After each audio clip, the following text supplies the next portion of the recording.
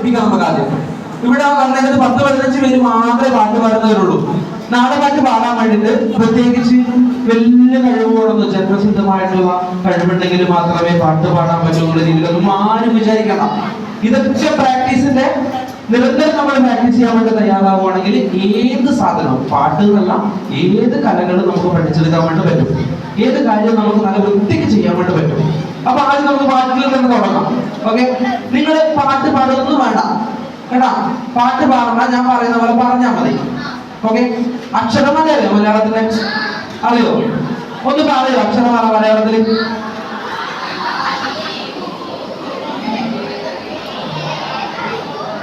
എല്ലാവർക്കും അറിയാം അല്ലേ? ഇതിന് തുടക്കത്തിലെ കുറച്ച് അക്ഷരങ്ങൾ നമുക്ക് എടുക്കാം. ഓക്കെ, ആദ്യം വേണ്ടത് ആ. ഓക്കെ, ഞാൻ പറയുന്ന പോലെ പറയണേ. ആ, എ, ഓ. ഒറ്റ തവണയല്ലേ നമ്മൾ പറഞ്ഞിട്ടുള്ളൂ. ഓക്കെ, ആ, എ, ഓ. ഇത്ര ലെങ്ത് കൊടുത്ത് നമ്മൾ പറയുന്നു. ഇനി നമ്മളിത് രണ്ട് ഇരട്ടിപ്പിച്ച് പറയണം. ഓക്കെ, രണ്ട് തവണ. ആ, എ, ഓ. കിട്ടിയ? ഇനി നമ്മളിത് മൂന്നാക്കിയിട്ട് പറയണം. കുറച്ച് സ്ലോ പറഞ്ഞാൽ മതി കേട്ടോ. ആ, എ, ഓ. കിട്ടിയ? ഇതിന് ചേർത്ത് പറഞ്ഞാലോ? ചേർത്ത് ഒരു ഈഴത്തിൽ നമുക്കൊന്ന് പറയാം. ഓക്കെ, ഈഴത്തിലാണ്. ആ, ഒന്ന് പറഞ്ഞേ. A, oh. ഓക്കെ, ഈണ അറിയില്ലേ? അറിയോ? ഓക്കെ, ആ, എ, ഓ. ഇത്രേ ഉള്ളൂ പാട്ട്, ഇത്രേ ഉള്ളൂ. പാടിയാലോ? ഒരുമിച്ച് പാടിയാലോ? ആ, എ, ഓ. ആ, എ, ഓ.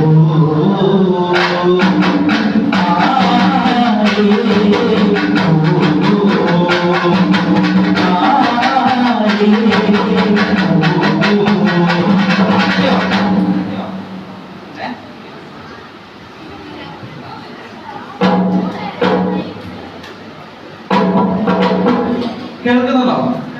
ഇത് വരുമ്പോൾ ബുദ്ധിമുട്ടാകുന്നില്ല.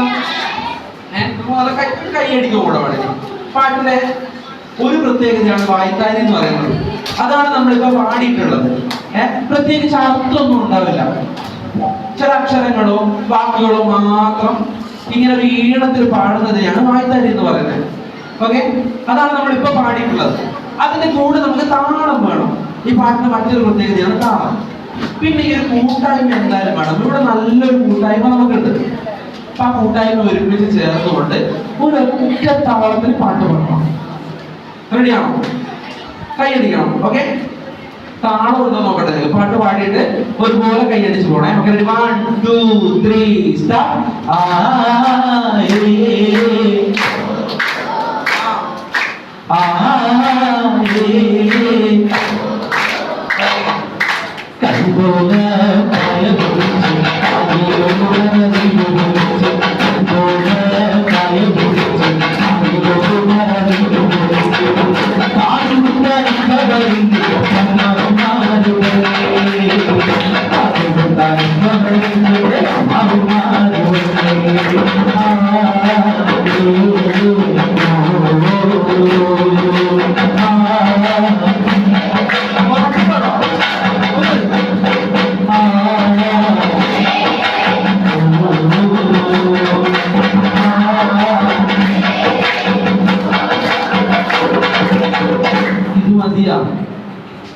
ഞാൻ വിചാരിച്ചു കഴിഞ്ഞ വർഷം വന്ന ആൾക്കാരുള്ളത് കൊണ്ട് അവർ ആ ഒരു എനർജി ഉണ്ടല്ലോ, നമ്മൾ കഴിഞ്ഞ വർഷം ഉണ്ടാക്കി വെച്ചുള്ള എനർജി ഇല്ലേ, ഒരു മാക്സിമം ലെവലിൽ എക്സലേ പോയത്.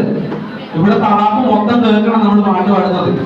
നമ്മൾ അത്രയും ആൾക്കാരില്ലേ, പറ്റുമെങ്കിൽ കണ്ണൂർ മൊത്തം അറിയണം. അന്ന് റെയിൽവേ സ്റ്റേഷനിലുള്ള ആൾക്കാർ പോലും നമ്മുടെ പാട്ട് കേട്ടിട്ട് ഇങ്ങോട്ട് വരണം. വരുമോ?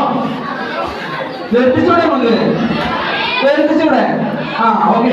ഒന്ന് ഉറക്കെ ഒന്ന് കൈയടിച്ചേ. ഓക്കെ, ഇത്രയും ശബ്ദമുണ്ടല്ലേ കൈയടിക്കുമ്പോ?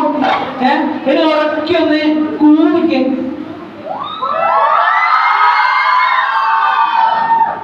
എന്തോരം മടിയില്ലേ നമുക്ക്? ഇല്ലേ പിടിച്ചു വെക്കുന്നില്ല നമ്മള്. കുഴപ്പമൊന്നുമില്ല, നമുക്ക് ഒരുമിച്ച് പോവാം. ആരും ഓടിക്കേണ്ടത് അല്ലേ? റെഡി? ഒന്നുകൂടെ പോവാം. ഒരൊക്കെ പോകണം. മാക്സിമം സൗണ്ട് വരണം. റെഡി? റെഡിയാണ്? ഈ നമുക്ക് പൊത്തി പിടിച്ചൊന്നും പോകണ്ട, അങ്ങ് തുറന്ന് അപാർത്തായിട്ട് പോവാ. റെഡി? റെഡി അല്ലേ? റെഡി?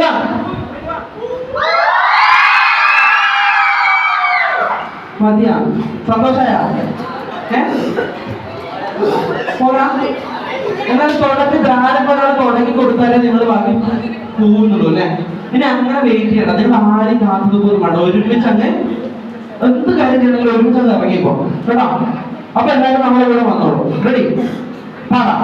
ഈ ശബ്ദം ഇപ്പൊ കൂകുമ്പോ അത്രയും ശബ്ദം വന്നില്ലേ? അത്രയും വന്നില്ലെങ്കിലും അതിന് ഏകദേശം ഒപ്പിച്ചിട്ട് നമുക്ക് എടുക്കാൻ പറ്റണ്ടേ? റെഡി? പാടാം. നിങ്ങൾ പാടും, ഞാൻ പാടില്ല. റെഡി? നിങ്ങൾക്കാണേ മാക്സിമം സൗണ്ട് വേണം. ഇവിടെ വേറെ മൈക്കൊന്നുമില്ല. ഇത് ഇവിടെയുള്ള ആൾക്കാർ നമ്മൾ പറഞ്ഞോളാം. ഇവിടെ റെയിൽവേ സ്റ്റേഷനിൽ കേൾക്കണം. ഓക്കെ? പഴയ സ്ഥാനം കാണുന്ന റെയിൽവേ സ്റ്റേഷനിൽ കേട്ട് പറ്റുമ്പോൾ നമുക്ക് പുതിയ സ്ഥാനം എത്തിക്കണം. ഓക്കെ ആണേ? റെഡിയാണേ? റെഡി? 1 2 3 സ്റ്റാർട്ട്.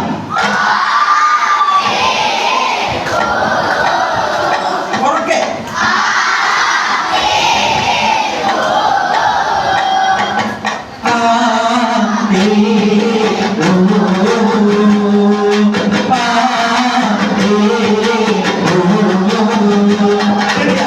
ഒരുമിച്ചല്ലേ നമ്മള്? ഇത് രണ്ടാമത്തെ വരിയല്ലോ. നിങ്ങൾക്ക് അറിയാം, നിങ്ങൾ പാടാൻ വേണ്ടിയിട്ടാണ് ഈ പാട്ട് ഫസ്റ്റ് പാടുന്നത്. രണ്ടാമത്തെ വരി എന്താ? ഓക്കെ, കൈതോല പായസം നമ്മൾ പാടില്ലേ? അത് കഴിഞ്ഞുള്ള വരി ഏതാ?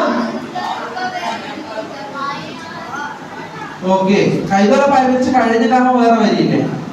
ഏതാ? രണ്ടാമത്തെ സെഷൻ ഈ പാട്ടിന്റെ പായലൂർ നെല്ലോലിച്ച് കാതുകൂത്തറപ്പ വരുന്നതിന്റെ അമ്മാവന്മാര് തന്നെ വന്നു. പിന്നെ അടുത്ത വരി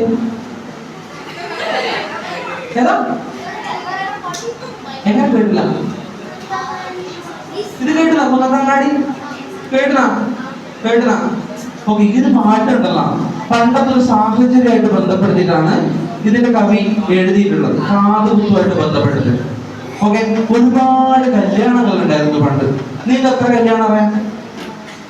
എത്ര കല്യാണം നിങ്ങൾ കണ്ടിട്ടുണ്ട്? എത്ര